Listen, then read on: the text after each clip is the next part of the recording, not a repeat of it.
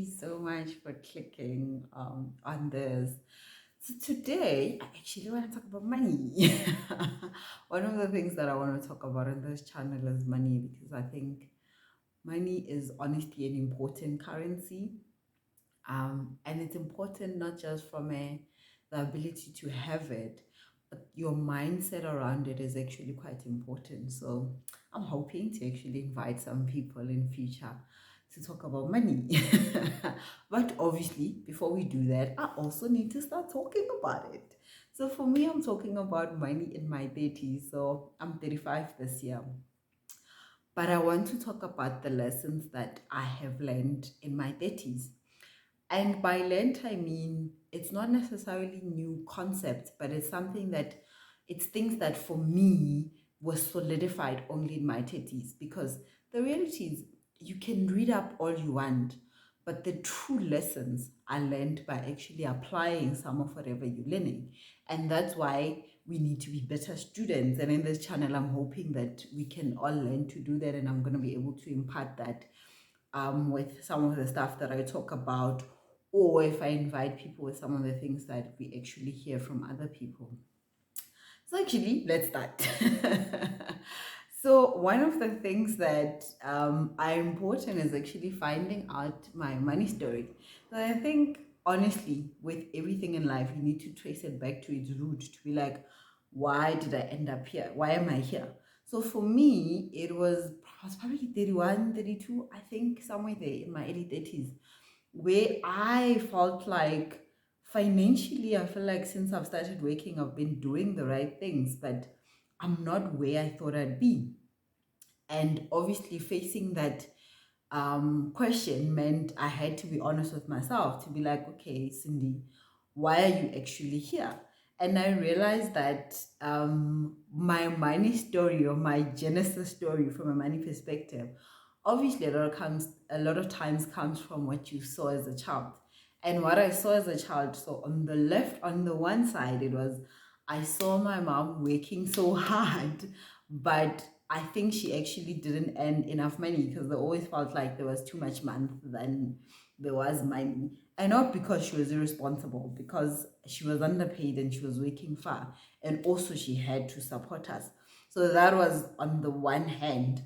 On the other hand, I saw my grandfather, because growing up, I grew up with my mom, and then I stayed with my grandfather, with my grandparents at some point. When I saw my grandfather, like he was the only person in the people that I knew as a child who, before month end, let's say a day or two before he got paid again, he still had money. So it was like, okay, so I'm seeing these two parallels.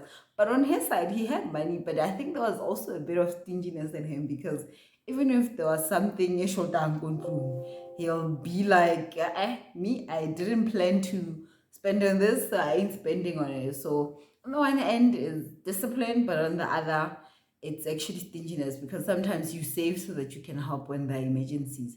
And what that did for me was like, when I start working, I need to have money. I need to have money by the end of till that lasts me the end of the month, and I need to be able to save. So obviously, with that, when I was able to do that, it felt like I was winning. And to be fair, I was earning a decent salary, a lot more than what my mom or my grandfather earned. And I think situations obviously was different. So I have to credit that to obviously some of the things that I saw as a kid. But this brings me to my second point. It was check your reference. Like, by check your reference, it's compare yourself to the right people based on wherever you want to go.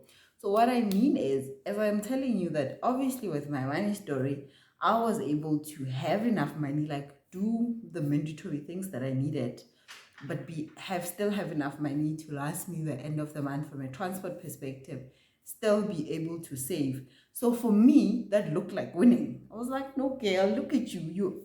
You are winning. And also, when I was comparing myself with my peers, and obviously my peers were people that were in my circle at the time, it looked like I was doing better, because they had months where they didn't have enough money to last them a month, or they'd barely be surviving. So obviously, me comparing myself to them, it looked like I was winning, but in reality, I was actually using the wrong reference, because our situations were different, first of all, and our goals, more importantly, were different. So if someone's goal is just to survive, and my actual goal is to be financially independent, to just want to do the minimum and think I'm winning is actually then not right. And that's why I'm saying check your reference. Like, that I will not emphasize enough, because sometimes you'll be delayed because you also have a false sense of what's the word, of thinking that you're actually succeeding, because we compare only someone who's a dwarf or else when you're like a Goliath, and you're like, no, actually I think I'm doing better, but no, you're using the wrong reference to actually check that. So for me, it's that. And then the third point is operate from a point of what makes you sleep better. So what I mean by that is, remember when we talk about personal finance? Personal finance is actually just that. It sounds cliche. It is personal. You can get all the advice that you want, but if it's something that doesn't speak to you, you are not going to do it. So for example, for me, I'm very clear about the fact that debt makes me uncomfortable. Of course, I get into debt. Even now, I am in debt, because I'm not coming from a rich family where the foundational stuff were done. I have to do stuff for myself. Like, we are in debt with my husband because we have a bond, for example. So obviously, but what I've realized about myself is debt in itself makes me uncomfortable, whether it's good debt or bad debt. And by good debt, it means assets that are like debt for assets that are appreciating. A debt for a house, for example, is a good debt. Then bad debt would be like your clothing account store debt, because I mean, obviously you bought the stuff and you have to pay interest on that. That's what's considered bad debt. For me, debt is debt, and debt makes me uncomfortable. But because I can't completely run away from it, at least not at this point in my life, what then helps me sleep better at night is being able to pay a bit extra. So not just paying the minimum and waiting to pay the debt within the agreed timeline based on whatever contract I signed.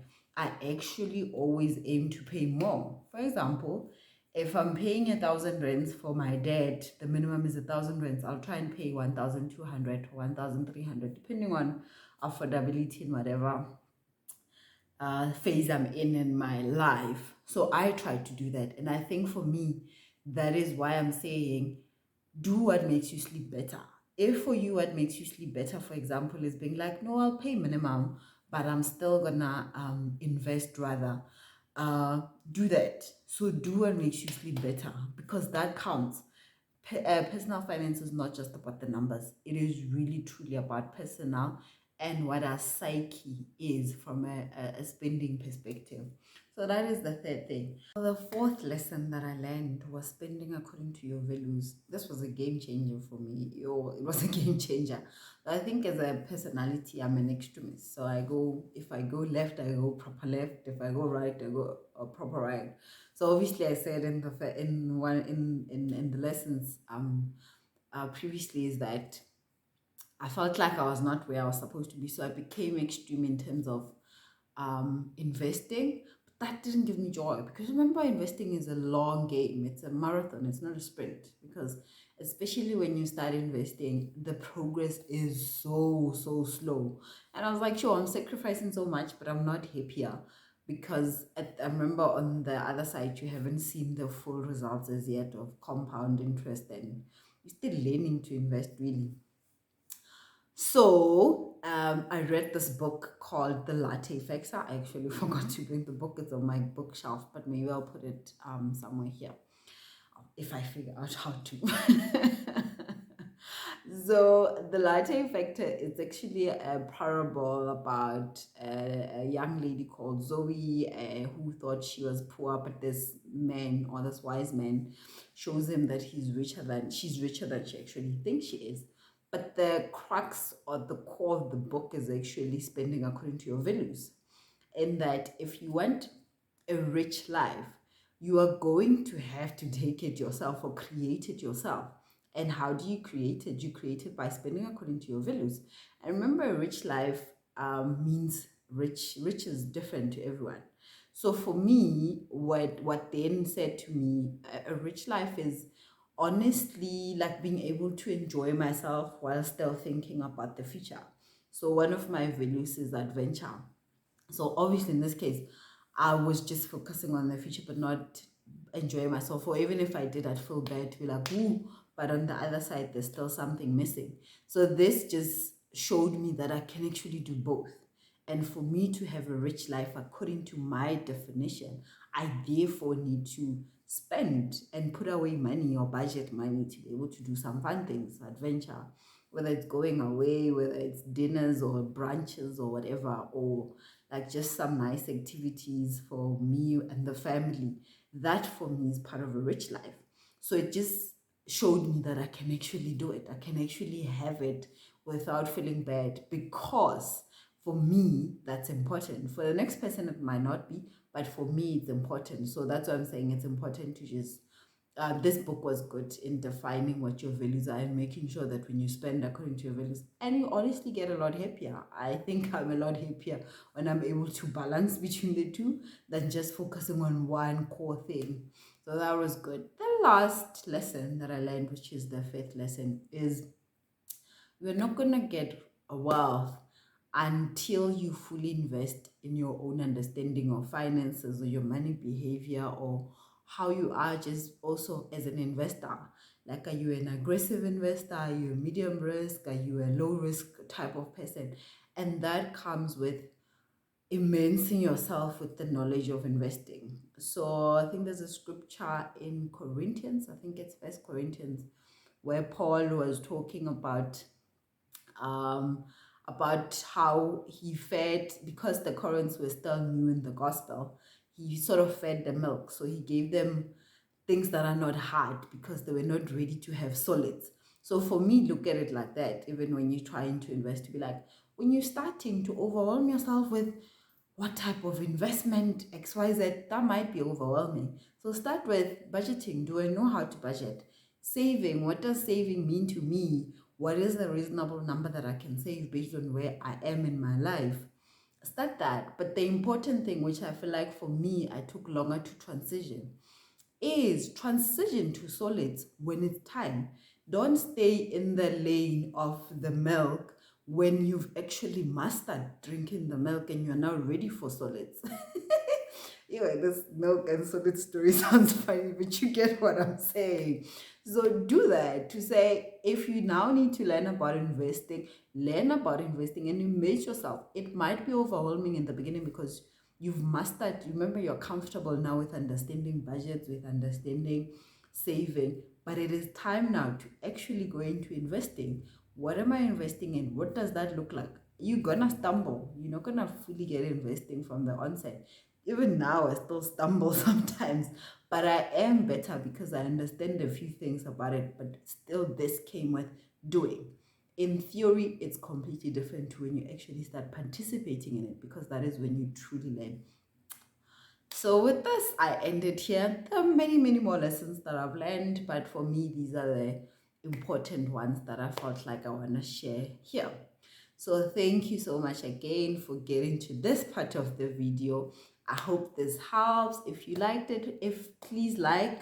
If you want to see more of this, please subscribe. Or if you want to just comment or say anything, please do share, because your feedback will be appreciated.